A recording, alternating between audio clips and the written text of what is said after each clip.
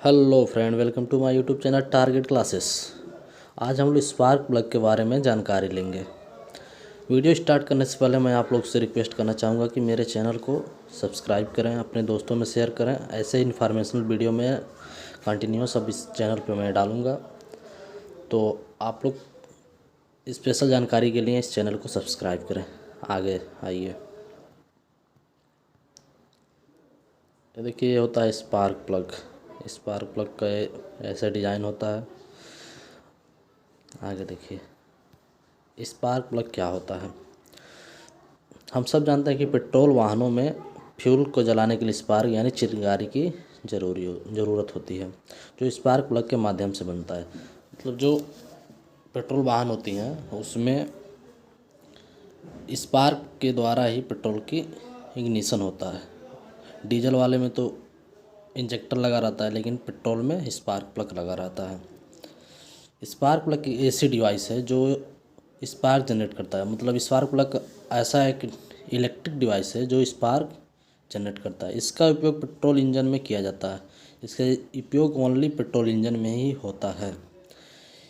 Spark plug fuel mixer combustion करता है। मतलब स्पार्क प्लग जो होता है, जो फ्यूल का मिक्सर होता है, ऑयल और एयर का मिक्सर जो होता है, उसको कंबक्शन करता है, मतलब उसको जलाता है। यह प्राय इग्निशन कॉइल से जुड़ा रहता है। जो इग्निशन कॉइल होता है इंजन में, जो इग्निशन कॉइल होता है ना, वहाँ से ये जुड़ा रहता है और इंजन के हेड पे लगा होता है। आप लोग देखा होंगे बाइक में इंजन के हेड पे इसको फिट किया जाता है। ये इलेक्ट्रिक मैग्नेटिक सिस्टम है। यह इलेक्ट्रिक और मैग्नेटिक सिस्टम दोनों का एक मिश्रण है। स्पार्क प्लग क्या काम करता है, अब आइए जानते हैं स्पार्क प्लग क्या काम करता है। गाड़ी में इलेक्ट्रिक सिस्टम के लिए डीसी बैटरी लगी होती है। किसी भी गाड़ी में इलेक्ट्रिक सिस्टम को काम करने, जैसे लाइट के लिए, इंडिकेटर के लिए, इग्निशन के लिए, इसको स्पार्क प्लग इग्निशन के लिए इलेक्ट्रिक सिस्टम लगा रहता है, जिससे बहुत सारे इलेक्ट्रिक कंपोनेंट जुड़े रहते हैं। मतलब बैटरी से बहुत सारे इलेक्ट्रिक कंपोनेंट भी जुड़े रहते हैं। उन्हीं से एक स्पार्क प्लग है। ये इलेक्ट्रिक मैग्नेटिक इंडक्शन पे काम करता है। एक स्पार्क प्लग जो होता है इलेक्ट्रिक मैग्नेटिक इंडक्शन पे काम करता है। आप लोग फिजिक्स में पढ़े होंगे इलेक्ट्रिक मैग्नेटिक इंडक्शन। इसमें एक डीसी बैटरी से कॉइल को जोड़ा जाता है। जो कॉइल होता है उसको एक डीसी बैटरी से जोड़ा जाता है। आप लोग देखे होंगे जो उसको ऊपर लगाया जाता है कप टाइप का, वो डीसी बैटरी से जुड़ा रहता है। प्राइमरी कॉइल और सेकेंडरी कॉइल, इसमें दो तरह की कॉइलें होती हैं। एक प्राइमरी कॉइल होती है, एक सेकेंडरी कॉइल। प्राइमरी कॉइल में करंट बहने के कारण मैग्नेटिक फील्ड बनता है। जो प्राइमरी कॉइल होता है उसमें करंट जब फ्लो होता है तो एक मैग्नेटिक फील्ड बनता है, तथा इसके कारण सेकेंडरी कॉइल में अल्टरनेटरी करंट बनता है जो काफ़ी हाई पावर का होता है। आज जब इसमें मैग्नेटिक फील्ड क्रिएट होता है तो जो सेकेंडरी कॉइल होता है उसमें ऑटोमेटिक, मतलब ऑटोमेटिक कहिए, अल्टरनेटिंग कहिए, मतलब कुछ अंतराल पे करंट बनता है जो काफ़ी हाई पावर का होता है। जो करंट प्राइमरी फील्ड में बना था उसके अपेक्षा सेकेंडरी फील्ड में जो करंट बनता है वो काफ़ी हाई पावर का होता है। अब हाई पावर स्पार्क प्लग तक पहुंचने के लिए डिस्ट्रीब्यूटर का प्रयोग किया जाता है। डिस्ट्रीब्यूटर एक प्रकार का रोटेशनल डिवाइस होता है, या प्राय घूमता रहता है। जो हाई पावर का जो करंट पैदा होता है, पावर जो पैदा होता है सेकेंडरी कॉइल में, उसको स्पार्क प्लग तक पहुंचने के लिए डिस्ट्रीब्यूटर का प्रयोग किया जाता है। डिस्ट्रीब्यूटर एक रोटेशनल डिवाइस होता है। डिस्ट्रीब्यूटर जो होता है वो रोटेट करता है, मतलब रोटेट करता था, जहाँ से उसको पावर मिला तुरंत ले जाकर स्पार्क प्लग को दे देता है। यहाँ देखिए कि स्पार्क प्लग इग्निशन दिखाया गया है। ऊपर जो आपको यहाँ उठा हुआ भाग दिखाई दे रहा है, बीच में पतली सी एक राड होती है जो पूरे स्पार्क प्लग से जुड़ी हुई होती है। ये राड कापर की हो सकती है, इरिडियम की हो सकती है, मतलब बहुत सारी मटेरियल के, कॉपर और निकल का मिक्स भी हो सकता है, लेकिन सबसे अच्छा जो होता है वो इरिडियम का होता है। जो उसका टिप होता है वो इरिडियम का रहे तो सबसे अच्छा। इरिडियम का सबसे कठोर धातु होता है और उसका काफ़ी टेम्परेचर सहने की क्षमता होती है, इसलिए इरिडियम का अगर रहे तो इरिडियम का काफ़ी ही बेहतर होगा। इसलिए हमें कभी भी स्पार्क प्लग लेना चाहिए तो हमें एक चीज़ ध्यान देना चाहिए कि वो किस चीज़ का बना हुआ है। इरिडियम का है, कापर का है, कापर निकल का है। बहुत बहुत ऐसे भी स्पार्क प्लग आते हैं जिनका वो निडल जो होता है वो आयरन का बना होता है। कुछ समय बाद वो रस्टी हो जाता है, या तो उस पर कार्बन की परतें चढ़ जाती हैं, जिससे हमें बहुत सारी नुकसानें होती हैं, जिसको मैं आगे बताऊंगा क्या क्या नुकसान होती है।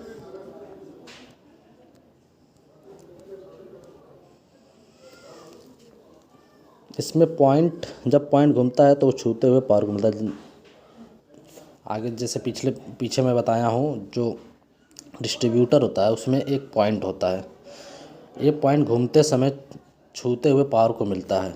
जब घूमता है, जब उसमें टच होता है तो उसमें पावर मिलता है। इसमें एक स्टेट अप ट्रांसफ़र लगा होता है। स्टेट अप, आप लोग ट्रांसफार्मर पढ़े होंगे। स्टेट अप और स्टेप डाउन होता है। स्टेप अप और स्टेप डाउन ट्रांसफार्मर, इसमें स्टेप अप लगा रहता है जो पावर को बढ़ाता है का प्रयोग किया जाता है, जिससे करंट डीसी से एसी में कन्वर्ट हो जाता है। जो स्टेट अप और ट्रांसफार्मर होता है वो डीसी करंट को एसी में कन्वर्ट कर देता है, जिससे हाई वोल्टेज मतलब उसका पावर का बढ़ जाता है और एसी प्राप्त होती है। देखिए स्पार्क प्लग का एक फिगर दिया गया है। स्पार्क प्लग के मुख्य भाग। स्पार्क प्लग में क्या क्या मुख्य भाग होते हैं? जो स्पार्क प्लग टर्मिनल ये ऊपर जो होता है स्पार्क प्लग टर्मिनल होता है। स्पार्क प्लग गैप, जो उसके बीच में गैप होता है टर्मिनल और उसके नीडल के जो बीच में गैप होता है उसको सेंट्रल इलेक्ट्रोड, बीच मध्य में एक इलेक्ट्रोड होता है जो उसके ऊपर केसिंग किया जाता है।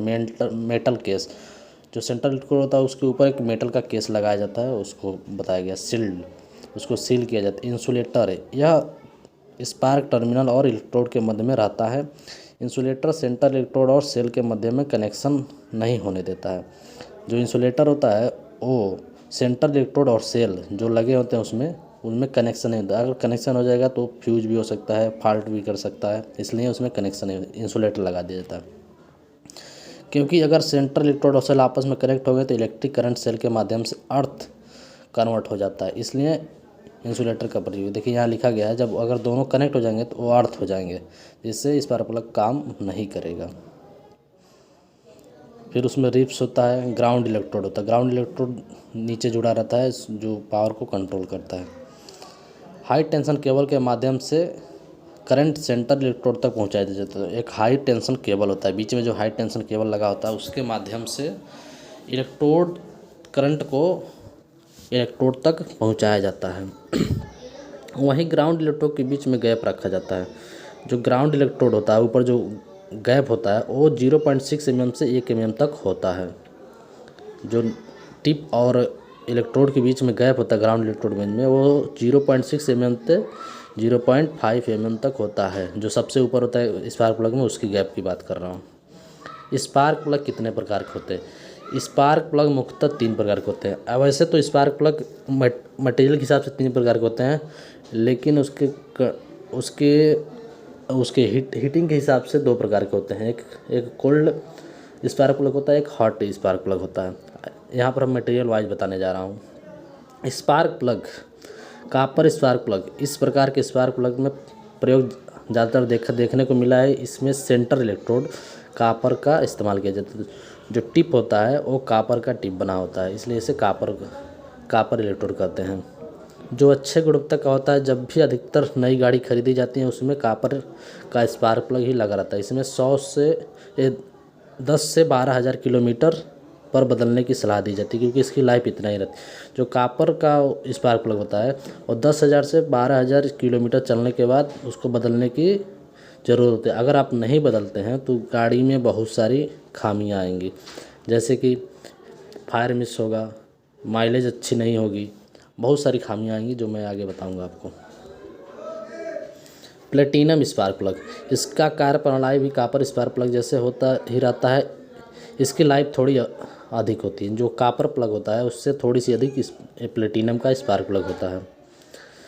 इरिडियम, इसका गुणवत्ता काफ़ी अच्छी रहती है, ये लॉन्ग लाइफ होता है तथा इसकी स्पार्क गुणवत्ता बहुत अच्छी होती है। इसमें कंबक्शन अच्छा होता है और गाड़ियों की परफॉर्मेंस भी अच्छी होती है। इसमें मिस स्पार्क 9 के बराबर होता है। इंजन की लाइफ भी अच्छी रहती है और कम फ्यूल भी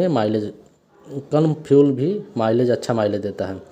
मतलब कहने का मतलब ये है कि जो इरिडियम का वो होता है स्पार्क प्लग होता है उसमें मिसफायर, जैसे आप किक मारते होंगे 2-3 किक मारना पड़ता होगा, तो इसका मतलब ये है कि आपका जो स्पार्क प्लग है वो अच्छे से स्पार्क नहीं कर रहा है। स्पार्क प्लग जो होता है 1 मिनट में 83 से लेकर 5000 बार स्पार्क करता है। अब उसके स्पीड के ऊपर डिपेंड है आप स्पार्क प्लग कैसा यूज करते हैं। तो जब आप गलत स्पार्क प्लग लगाएंगे, अच्छे कंपनी का स्पार्क प्लग नहीं रहेगा, तो आप जब किक मारेंगे तो स्पार्क अच्छे से नहीं करेगा, तो उससे नुकसान होंगे। और यहाँ पर बताया गया है कि अच्छा माइलेज का मतलब ये है कि अगर स्पार्क नहीं होगा तो जो फ्यूल आया रहेगा वो अनबर्न्ड रह जाएगा, वो इंजन में जमा हो जाएगा, पेट्रोल भी जमा हो जाता है इंजन में, और अच्छे से स्पार्क जल नहीं पाता है, इसलिए माइलेज भी कम देता है। अगर किसी की गाड़ी में कोई कहता है कि मेरा गाड़ी 70 का एवरेज देता है, कोई कहता है कि मेरा गाड़ी 50 का एवरेज देता है, तो उसमें अंतर यही होता है कि वो अच्छे क्वालिटी का स्पार्क प्लग लगाता है, अच्छे क्वालिटी का अच्छे कंपनी का यूज करता है। जैसे कंपनी भी बहुत कम है, NK पावर करके आता है, यानी KG पावर करके आता है, एक चैम्पियन करके आता है, ये सब कंपनियाँ अच्छी कंपनियाँ हैं। अब आइए देखिए स्पार्क प्लग की जांच कैसे करें। स्पार्क प्लग की कार्यविधि की जांच करने के लिए स्पार्क प्लग सही कार्य कर रहा है कि नहीं ये जानने के लिए सर्वप्रथम स्पार्क प्लग को खोलकर हाई टेंशन प्लग को लगाना चाहिए। मतलब कहने का मतलब है कि स्पार्क प्लग खोल लीजिए, उसके ऊपर जो कैप रहता है उसको हाई टेंशन बोला जाता है। वो हाई टेंशन को इंजन पे लगाना चाहिए, जो इंजन का प्लग होता है उस पर इंजन का जो जहाँ हेड होता है वहाँ लगाना चाहिए। इंजन घुमाकर प्लग का अर्थ करना चाहिए, मतलब इंजन घुमाने का मतलब किक के माध्यम से उसको दाबना चाहिए, किक को दाबना चाहिए। इलेक्ट्रोड के बीच स्पार्क सही से बन रहा है तो स्पार्क प्लग सही है। मतलब अगर दोनों के बीच हेड पर लगाएंगे तो और किक मारेंगे तो उस पर कंटिन्यूस एक स्पार्क निकलेगा। अगर स्पार्क सही दे रहा है तो आपका स्पार्क प्लग सही है। इसके विपरीत अगर स्पार्क सही नहीं बन रहा है तो स्पार्क प्लग में कुछ खराबी, अगर स्पार्क प्लग में कुछ कमियां आ रही हैं, मतलब स्पार्क प्लग कंटिन्यूस नहीं दे रहा है, कुछ रुक रुक के दे रहा है, तो उसमें कुछ खराबी। इसके अतिरिक्त अगर अर्थ करने पर इंजन सिलेंडर काम न करे तो स्पार्क प्लग सही नहीं है। मतलब इसके अतिरिक्त अगर इंजन सिलेंडर काम न करे तो स्पार्क प्लग सही है। मतलब अगर उस पर अर्थ करेंगे तो उसको जब दबाएंगे किक को तो इंजन का सिलेंडर घूमना नहीं चाहिए। जब उसमें लगा नहीं रहेगा तब की बात कर रहे हैं, उसमें से कंटिन्यूस स्पार्किंग मिलना चाहिए। अगर इंजन सही रहेगा, वो स्पार्क प्लग सही रहेगा तो वो सिलेंडर घूमेगा नहीं बाहर निकालने के पहले। एक चीज़ का अवश्य ध्यान देना चाहिए कि स्पार्क प्लग अर्थ करते समय सावधानी कार्य करना चाहिए, शरीर को इंजन से दूर रखना चाहिए। मतलब कहने का मतलब है कि जब उसको हाई टेंशन वो कैप को आप निकाल लिए हैं और आप चेक कर रहे हैं स्पार्क है कि नहीं, तो कोई भी अंग शरीर के इंजन से टच नहीं होना चाहिए, क्योंकि उसमें बहुत काफ़ी मात्रा में हाई वोल्टेज आता है। करंट की जो कैपेसिटी होती है बहुत ही अधिक होती है। अगर आप उसमें टच करेंगे तो बहुत ही काफ़ी तेज़ झटका लगता है, इसलिए आपने सावधानी से उसको करना है। स्पार्क प्लग से संबंधित कुछ दोष। स्पार्क प्लग में क्या क्या दोष आते हैं इसको बारे में जानते हैं। आप सभी भली बात जानते हैं कि स्पार्क प्लग प्रयोग में पेट्रोल इंजन में किया जाता है। लंबे समय तक चलने के कारण इसमें कुछ दोष आ जाती हैं, जिसके बारे में आइए देखें क्या क्या। कभी कभार स्पार्क प्लग अधिक गर्म हो जाते हैं। सही बात है भाई, इंजन अगर आप लॉन्ग टाइम बाइक चला रहे हैं तो स्पार्क प्लग ज़्यादा गर्म हो जाती हैं। स्पार्क प्लग में अधिक कार्बन जम जाता है, कारण करंट अर्थ नहीं होता है सही। स्पार्क प्लग में किसी भी प्लग में देखिएगा कार्बन कुछ समय के बाद जम जाते हैं। जब जहाँ जलेगा कुछ वहाँ धीरे धीरे कार्बन बैठ जाता है। कुछ इम्प्योरिटीज होती हैं जिसके कारण उसमें कार्बन की मात्रा बढ़ जाती है, इसलिए वहाँ कार्बन जम जाते हैं। कभी कभार स्पार्क प्लग में तेल होने के कारण करंट नहीं मिलती। जैसे कभी कभार उसमें उस पर जो पेट्रोल होता है उस पर पेट्रोल का लेप हो जाता है और उससे करंट नहीं बन पाता है। प्लग टूट जाता है, अंदर का जो प्लग टिप होता है वो टूट जाता है। साइड इलेक्ट्रोड की चूड़ी टूट जाती है। साइड में जो चूड़ी लगा रहता है बना हुआ जो अंदर जाता है वो टूट जाता है। और कई कारण जिससे स्पार्क प्लग की खराबी आ जाती है। ज़्यादातर स्पार्क प्लग साफ़ करने पर दोष दूर हो जाती है। मतलब जो कार्बन होती हैं, ऑयल होती हैं, उसको निकाल कर आप एक किसी भी सैंड पेपर से या किसी भी तार के माध्यम से उसको साफ़ कर देने पे अच्छे से वो सही हो जाता है। स्पार्क प्लग का रखरखाव कैसे करें। स्पार्क प्लग की सफाई कम से कम महीने में एक बार करना चाहिए। स्पार्क प्लग जो होता है, अगर आपकी गाड़ी सही चल रही है फिर भी एक महीने में उसको खोल कर एक बार साफ़ कर दीजिए, सही रहता है। अगर मतलब स्पार्क प्लग के अंदर कार्बन जमा रहता है तो थोड़ी थोड़ी मात्रा में रहती है, तो 1 महीने में आप साफ़ करेंगे तो साफ़ होता रहता है, ज़्यादा मात्रा में वहाँ नहीं जमेगा।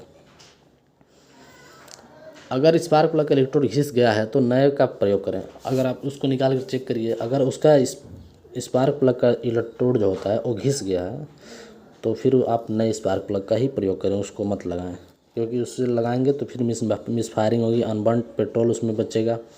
स्पार्क प्लग के बाहर लगा हुआ तेल और गंदगी को साफ करना चाहिए, इससे वह गर्म होने से बचता है। मतलब जो उसके निकालेंगे तो देखेंगे चिपचिपा पदार्थ उसमें रहेगा। स्पार्क प्लग मतलब सूखा रहना चाहिए, तो जो भी तेल रहता है उसको साफ़ करना चाहिए। अगर साफ़ नहीं करेंगे तो स्पार्क प्लग वो गर्म हो जाएगा और ख़राब हो जाएगा। स्पार्क प्लग को सही से करना चाहिए। मतलब इतनी सारी हम जानकारियाँ दी, आगे कुछ जानकारी मैं और देने जा रहा हूँ। देखिए, ये देखिए, ये 2 स्पार्क प्लग हैं, एक न्यू है, एक ओल्ड है।